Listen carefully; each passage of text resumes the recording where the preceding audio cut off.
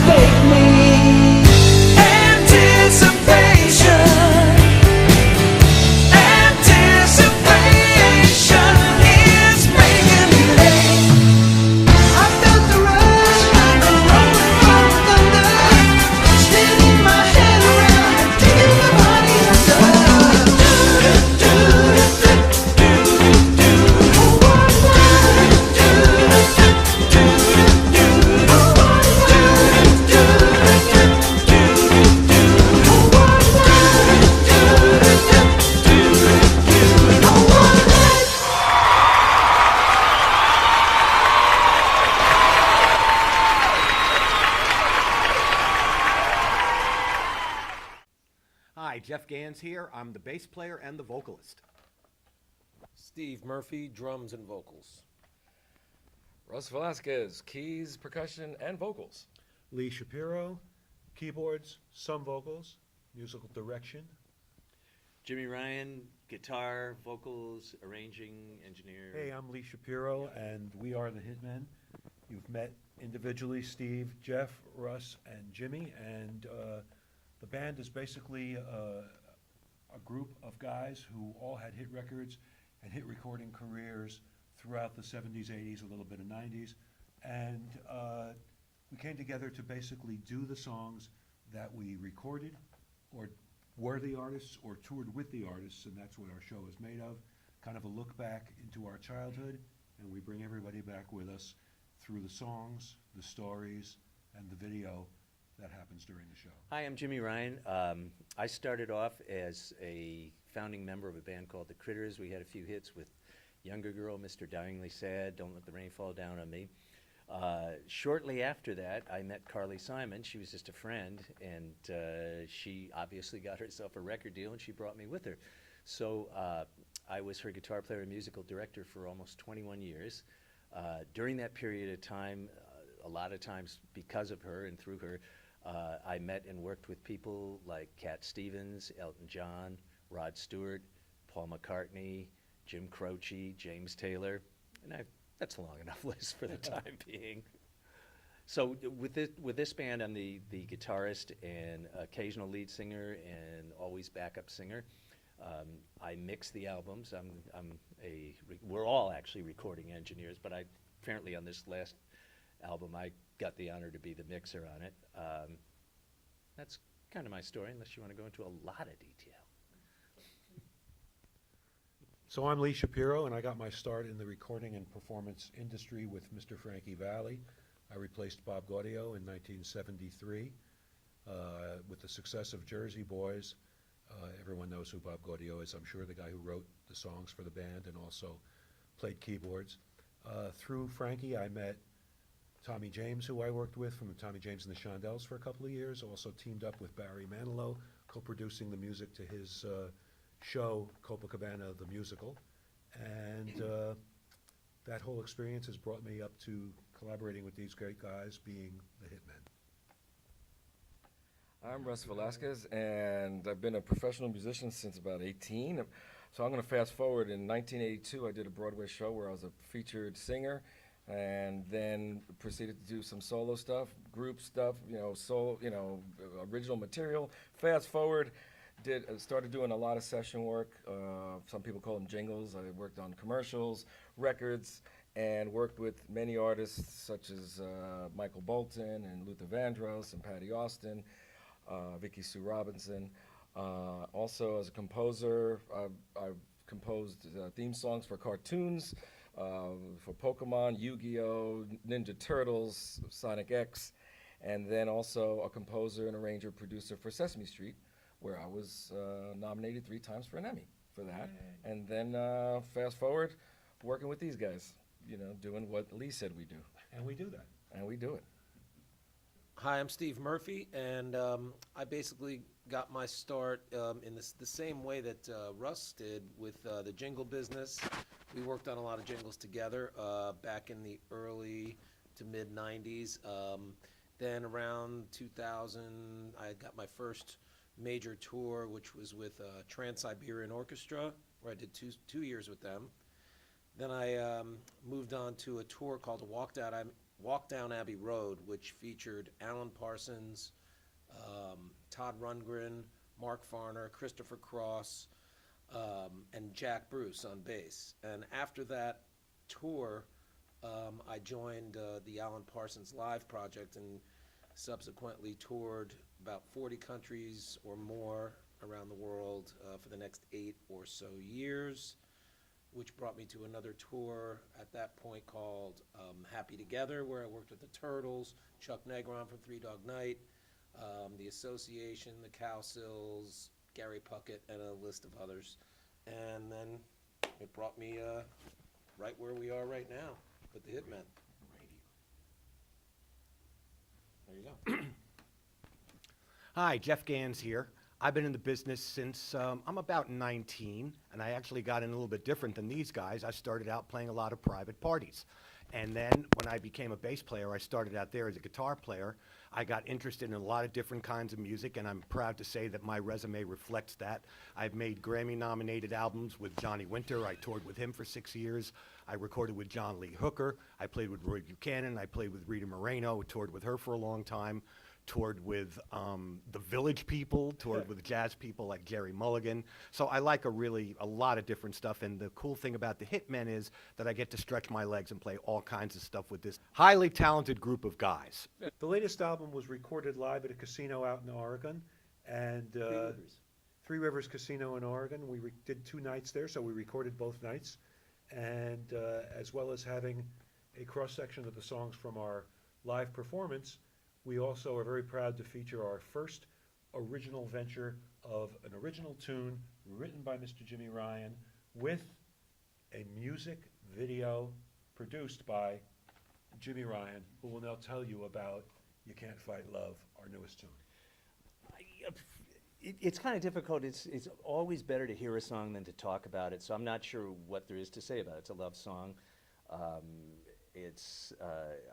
I produced it as much as I could possibly do to make it sound, somewhat for these times. The idea was to keep us current and relevant, so that we're not just all the past and kind of bring us into the present. We did a video, and I used amateur talent for it because it was the video is young kids, and they were just fantastic. They couldn't wait to do whatever I wanted them to do, and they did a terrific job. And it also features live footage of us playing, as well as vignettes from these kids that kind of act out the story of the song. And beyond that, you kind of want to just watch it because picture's worth 1,000. The album is Don't Stop. Okay. As our fans know, we're very active on Facebook. We started out a few years ago doing the social media. We had about 1,400 likes. We now have 15,000 likes, which is very gratifying. And if anybody would like to really see more of what we're about, you can go to The Hitmen Live on Facebook. That's facebook.com/The Hitmen Live. And you can go to YouTube/The Hitmen Live, and you will see videos. You can preview parts of our album, and you can become a friend and keep in touch with us, which we would love. And really know more. iTunes, CD Baby. iTunes and CD Baby to pick up any of our CDs. most recently Don't Stop, also Time Travel, which is the songs from our live show that are not on Don't Stop are on Time Travel. So if you get both CDs, you get the whole show. But truthfully, the way to learn about us is www.facebook.com/thehitmenlive. When you come to a Hitmen show, you're going to hear great music that we've been a part of. It's very entertaining. I personally think the band sounds great. Plus, it's multimedia. It brings the audience back. We get the audience to interact with us. We get them to sing along with us. And pretty much every time we play, everybody's up on their feet. It's a very entertaining show. So that's probably the best way to kind of experience the Hitmen, is just to come out and see us. Well, we are going to be in Cerritos, California, December 15th, is With it? our holiday show. With the holiday show. We're going to be somewhat local here on the 17th of this month, November, at the Tarrytown Music Hall. But we're also this weekend going to be out in Folsom, California, and Redding, California. Where are the theaters, you remember? The Yes. Harris Center? We're going to be at the Harris Center, and we're going to be at the Reading Civic Arena. And the band works, pretty close to 50 dates a year, and kind of got together originally as, let's try this. And we were seen by our agent, by Coastal Productions, and as a result, we exist for 7 years already. And the holiday show is all of our hits that we've had in the past and some of our current material, as well as rock and roll versions of Christmas favorites. It's a real party. The difference between, say, the Hitmen and a tribute band is that the Hitmen were there. We were the guys that toured with these acts that are being tributed. We are the guys that recorded with the acts that are being tributed. And there's a lot of information available from the various members of the Hitmen about the recording and touring with these acts that really brings the audience in, and they really seem to enjoy it a lot from that standpoint. Plus the musical authenticity of, like when Jim Ryan plays the guitar solo on You're So Vain, he's the guy that played the guitar solo on You're So Vain. So there's a real authenticity and credibility to it, and the audience really connects to it. Another thing that sets us apart is that we can, in our show, we weave all the songs with stories and experiences that we've had with the artists, either in the studio or touring with them or just hanging out with them. So it brings the audience inside, so they get to kind of hear some behind-the-scenes stories of the artists and some things that they would not hear from a tribute band or not experience with a tribute band. So it's a more inside thing, and they feel a lot closer to the artists that they love and the songs that they love to hear. And we get a kick out of actually telling them the stories, and they get a big kick out of it. So it's a lot of fun. Something to this. There's something else that separates us, and I'm going to pay a little tribute to two of our members here. We have two of the finest singers that ever lived in this band. Russ and Steve here absolutely blow the audience away. They were professional singers, very, very well known in the industry. Yeah. Yeah, I didn't mean to say were. They are. And when they get up there and they open their mouths, people, you hear bands, and there's always obviously some great singers out there, but in bands like us, who knows? But the second these guys open their mouth, the audiences go, "Are you kidding me?" And they get standing ovations after every song that they sing. So that right there separates us from pretty much any tribute band. We have a Just web wanted series called to get Stories from the Road, which features all of us talking about the various acts that we've worked with and some of the inside, backstage, in the recording studio stuff that happened. Okay, so one of my favorite stories to tell that's actually not part of this web series yet, I was the bass player at the original production of Big River on Broadway, which was Roger Miller's first Broadway show, which got rave reviews, and there have been a lot of companies since then. And one of my favorite stories to tell is it was a very small band. It was a 9-piece band, and we were given a lot of freedom to create the actual parts for the show. We got to work with Roger himself. So what was happening at the time is right before the show opened, they were having trouble coming up with the groove for one of the main tunes of the show, which is called Muddy Water. And what was happening was Roger gets up with his guitar, and I said to Roger, just play the song by yourself. What are you hearing here? He starts playing it, and I said, you know what? Hey, do this. Mr. Drummer, do that. Hey, guitar player, try this. And as soon as we started doing that, Roger looked at me and goes, that's it. And that's the feel I want. And I was ear to ear grinning for the rest of the show, the entire run. Yeah, one that I didn't tell previously. in the other series. I think I wanted to, but I think I chickened out. Well, it's not really that bad, but when I was touring with Jack Bruce on the Hippie Fest tour, which was a sister tour of Happy Together, Jack was not. He was just a thrill, incredible honor to play with, but he wasn't always the most chipper guy in the room. Especially after gigs, he wanted to get back to the hotel and whatever it was. So he gets back on the bus after, just we're waiting forever to leave. We're about to leave, and there's a series of YouTube, what is it? What am I trying to say? YouTube. There's a guy that did a series of videos called Shreds, and Shreds is, for anyone who doesn't know what it is, it's dubbed in really, really, really bad playing over legendary and just great guitar players or drummers or anybody, bands, and they dub it in to make it look really authentic. Like we're talking about like a 3-year-old that just found their dad's guitar is what it sounds like. Really bad stuff, but it actually comes across as though it's being played. So what did we do to Jack Bruce to cheer him up that night? We turned him on to Eric Clapton Shreds. That was the first one. It was the very first one, and I've never seen anyone laugh harder in their life. His actual words were, "This is the greatest effing thing I've ever seen in my life, man." Well, I'll try to make this So, quick. that's When I did a Broadway show, in 1982, and one of the songs that I got to sing was Space Oddity. And so Bowie came to the show. I didn't know he was at the show. The producer told me after the show, David came to see you, and he absolutely loved you, but he had to take his son Zoe home, but he's going to come back and say hi. And he just wanted me to tell you that. And I'm like, yeah, okay. So I felt great that Bowie loved me, loved my performance. So I was like, yeah, right, he's going to come back. 3 days later, I'm playing guitar during sound check. We're actually doing Fame. And I get a tap on the shoulder. The stage manager says, "Russ, could you come into the office with me?" So I go into the office, and there's David Bowie sitting there. He jumps out of his chair, gives me a big hug, and he goes, "You are fantastic." They close the door. We sit down, and we're talking. He's telling me about his new album he's about to do, which was Let's Dance. And so we're chatting it up. I get a knock on the door. Stage manager says, "Hey, Russ, we got to get ready for the show." So, of course, the whole cast knows that Bowie's in there with me. We go walking out. The whole cast is all lined up outside. I go to say goodbye to him, and I said, "David, I'm so honored that you came to see me. I'm so sorry that I didn't get to see you on Broadway in Elephant Man." So he stops, and he looks at me. He goes, "You mean to tell me that I came to see you on Broadway, and you didn't come see me? Fuck you!"